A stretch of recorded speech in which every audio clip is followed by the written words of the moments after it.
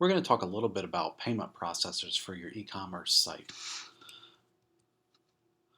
So a payment processor is simply the way that you put something on your site that takes payment from your customers to buy things.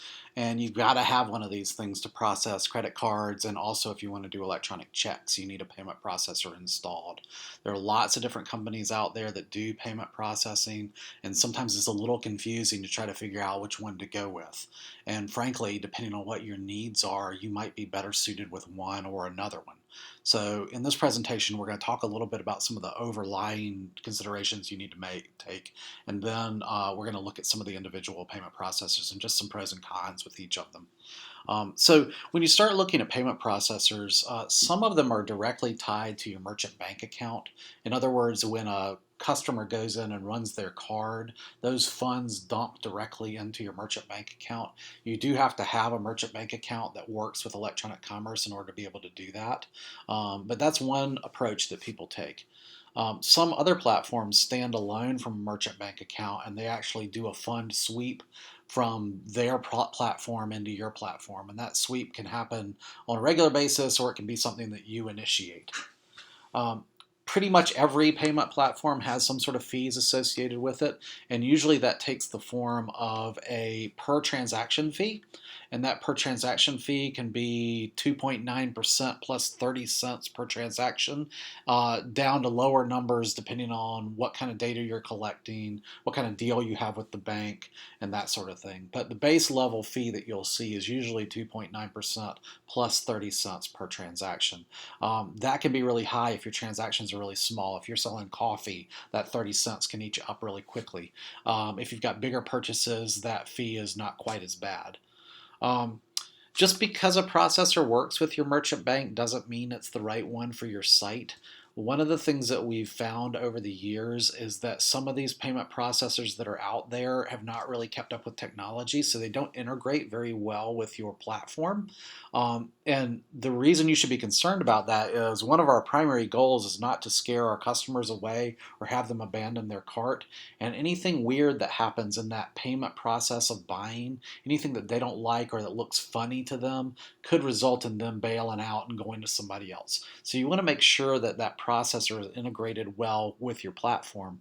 The other thing is you want to make sure that your processor is not creating a situation where you're collecting data that could be exposed and could be stolen. You want all that data to be collected on the payment processor's side. Um, you also, when you're looking at these processors, you want to make sure that you understand where the funds go and how you access them. You want to know how that sweep works. If you're making a bunch of money online and you don't know how it's getting into your account, that's going to be a problem. So you want to make sure you understand whichever processor you use, you understand how that operates. And part of that you'll see is that often you'll have reporting happening in two places. Your payment processor will have its own payment dashboard where you can see where the payments came through. You can get the final four of the card number to see what the payment information was, and you can see the flow of transactions. But then on your e-commerce platform, you might have a whole nother set of reporting that has more detail about products sold and that sort of thing. And you should be aware of all of that stuff. There are some special considerations that you should make when you're looking for payment processors if they affect your business. One is if you want to do recurring payments. So if you want to do a subscription model, a subscriber box, or a magazine subscription, or something like that, you've got to make sure that your payment processor handles recurring payments. And not only do you have to make sure it handles recurring payments, you need to make sure that it handles recurring payments in conjunction with your electronic commerce platform. We have seen processors before that you go and try to do a recurring payment because it said on their website that they supported it, but it turned out the only way they really did it was for you to generate recurring invoices on the back end of the system. So the customer couldn't initiate that transaction. There's a lot of hand holding that you would have to do as a merchant to make it happen. Another thing is a lot of these platforms will hook straight into your e-commerce site, so you can do refunds straight from your e-commerce site and not have to go in the payment processor side to do it. Why does that matter? Well, you're going to spend most of your time in the e-commerce side of the site processing orders. And so if you have an order that's gone south that you need to refund, it's much, much easier to press a button on that side and say, I'm refunding all or part of this transaction. If your payment processor allows that, it makes it really easy. Otherwise, you got to go log into their system and do that refund, and you might not be able to do a partial level refund the same way you would if you could do it straight on the site. Another thing that you want to look at is if you have an interest in accepting electronic checks. Not all of these guys take electronic check payments. In fact, a lot of them don't. And so, if electronic checks is something that you want to do, you got to make sure that you're able to support that. And even with the processors that support it, it's often an additional installation you have to do on your website to be able to support that. Most commerce folks that I know don't mess around with electronic checks these days, but it's still a possibility depending on what it is you're trying to sell, what your clientele looks like, as to whether electronic checks might be an option you want to pursue. Um, Before I start talking about the individual processors that we want to go through, I do want to make one big point, and I think that this is probably, if you take nothing else away from this presentation, take this away. Do not, in any circumstances, just create a form on your site where you're collecting a credit card number. Don't have that where you're storing it, where it's getting emailed to you. Don't do any of that sort of thing. You are asking for giant fees from the credit card company if that information is breached. In fact, it probably violates your credit card agreement if you're taking credit cards already. So just don't do that. Don't have a form. Don't let them put that number in. That needs to all be done through a credit card processor. So let's talk about PayPal. PayPal is one of the oldest processors. They started out as a way really for people to pay for eBay transactions. That was sort of the initial motivation for creating PayPal, and obviously they've grown over time. A lot of people still have the impression that you have to have a PayPal account to use it to pay, but if you're a merchant, you can use PayPal to process credit cards, and your customers don't have to have PayPal accounts. So that's a misunderstanding that a lot of people have about PayPal. Now, that being said, some of your customers think that too. And so there is a little bit of a trust issue and a misunderstanding issue with PayPal on the customer side that can drive away some sales.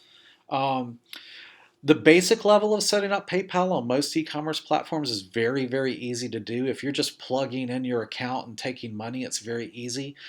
Once you start doing things like recurring payments and more complex interactions with PayPal, I've found that their documentation can be very tricky and it's a little hard to navigate in their system to figure out how to do different things once you get a little more advanced. So keep that in mind if you're having to do an integration on your own or if you've got a developer who's not used to doing payment integrations. Um, Now, PayPal does support recurring payments, and they do that on a lot of different platforms. They're one of the few that work really well on recurring payments with WooCommerce, which was one of the big WordPress platforms. Another thing that PayPal does is it allows for split transactions, where you can take money in and then you can funnel part of that money to someone else's PayPal account. So if you had sub vendors on your site, PayPal can actually do that. Now, one thing about PayPal is by default, the money sits in your PayPal account and you have to sweep it over manually unless you go into the back end and figure out how to set up an automatic sweep. But they're not going to do that automatically. So you could end up in a situation where there's a bunch of money sitting on the PayPal side. That has a couple of different issues with it. One thing to consider is if you've got employees who are working your platform and they have access to the PayPal side, they could get in and move funds out of PayPal into another account very easily. PayPal is set up to move money inbound and outbound, so just keep that in mind. Now, PayPal does work with some point of sale partners as a payment processor. They have their own readers as well, but they also work with some point of sale partners where you can have a whole point of sale system on your site. Next is Square. If you've ever seen a Square point of sale system, it's a very, very slick, nice to use point of sale system. A lot of retailers are starting to use their system pretty heavily. It works really great on the consumer side. Um, it keeps inventory, product inventory, and it is able to import that inventory into electronic commerce systems. So Square works really well for that. But there is one interesting thing. Square, though it's a new company in the point of sale world, they were actually fairly slow to start to integrate with common e-commerce platforms. And so we have found that some functionality is missing when you're trying to get your system to talk to Square. And Square doesn't work with every e-commerce platform out there. So bear that in mind. And when we go in the platform discussion on one of our other presentations, we can dig a little bit more into Square's platform. They do have their own e-commerce solution that is it's okay. It's not as good as some of the other platforms. So keep that in mind with Square. If you like Square as your point of sale, there are ways to use it. So don't say, hey, I want to go to somebody else just because there are limitations, but you just have to be aware of what those limitations are and what kind of compromises you're going to need to make for your site to be able to have Square work well as your payment processor. We're big fans of Stripe for integrating with e-commerce. The integration with e-commerce is super, super easy to do. It's one of the easiest integrations that we've seen. Their reporting tools on the back end are very, very nice. So it's really easy to go into Stripe and set up things. It also works really, really super well with recurring payments, particularly on WooCommerce. So we really like the Stripe integration. They do a regular sweep of funds to your account, and there is no monthly fee with Stripe, so you can use it, and all you're paying for is that transaction fee. The big limitation with Stripe is while it integrates with point of sale swipe readers, it does not have its own point of sale system, and so I would have a hard time recommending it as your point of sale payment processor, and that means that you would need to have Stripe on your site and something else doing your in-person card processing. I imagine that will change over time as Stripe sort of matures, but we do really like Stripe on the e-commerce side. It's just a nice, smooth integration to use. Another really smooth payment processor integration, if you're willing to sort of jump into their whole world, is Shopify. So Shopify has a point of sale as well as an electronic commerce platform, and they work hand in hand together. So it handles point of sale, it handles electronic commerce, all of the reporting is in one place. It is a closed environment, so you have to sort of live in the Shopify world and decide you're going to do that for everything to really get the most out of the system. But it is a very, very slick system if you're willing to sort of jump in there. Now, they do have a monthly fee, but that monthly fee handles hosting your online site and all of your other pieces. Now, if you start doing more complex add-ons with Shopify, that's where some of the pricing starts going up. And we'll talk about that a little bit more on the platform presentation too. But Shopify does process cards, and if you're using their platform, they're a good opportunity to sort of jump in and have a one-stop shop to do your commerce. Finally, I'd like to talk about Authorize.net. So Authorize.net is one of the earliest online processors. The way that they work is that you set up a merchant bank account, and Authorize handles the electronic commerce piece through what they call their gateway. There's usually a monthly gateway fee. I know that in the middle of coronavirus, they've got that gateway fee waived, and I don't know whether that's going to continue or not. A lot of these other platforms we talked about don't have that monthly fee, but Authorize has kept that fee around. They do also charge you a percentage on every transaction. We've also found that Authorize plugins that actually allow it to work with your electronic commerce platform, they do tend to cost some money. A lot of these other plugins are free. Um, Authorize is sort of the old school way of doing things. It works perfectly well, and we know a lot of clients are very happy with Authorize. They are also very likely, if you're going through your bank, there's a really, really good chance that Authorize is going to be in that mix as one of the processors as part of what they set up. And so you'll find Authorize.net out there. One of the great things about Authorize is they work with nearly every platform. They've been around so long that they're very ubiquitous in that world. They wouldn't be my first choice for a payment processor, but they certainly can do the job.